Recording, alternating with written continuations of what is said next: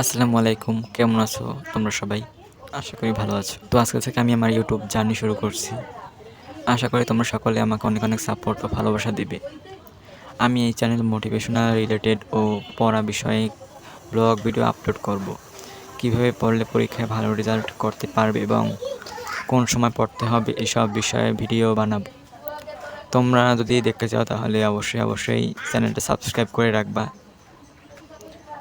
তো এখানে আমি আমার টেবিলটা একটু গুছিয়ে নিচ্ছি, অনেক অগোছালো হয়ে গেছিলো।